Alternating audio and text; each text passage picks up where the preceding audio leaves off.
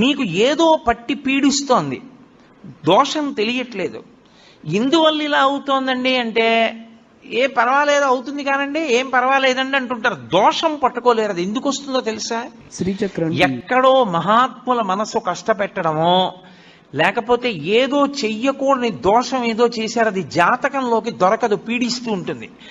మీకు దొరకని దోషం పోవాలి అంటే ఒక్క నంది అభిషేకానికే పోతుంది.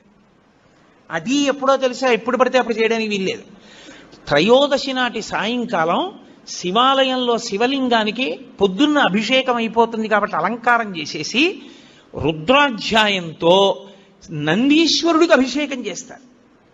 అభిషేకం చేసి నంది మూర్తినంతటినీ కడిగి అలంకారం చేసి చందనం బొట్టు పెట్టి నందీశ్వరుడికి శివలింగానికి ఏకకాలంలో హారతిత్తితే సమస్త దోషములు ఉపశాంతి పొందుతాయి. శ్రీచక్రం టీవీ.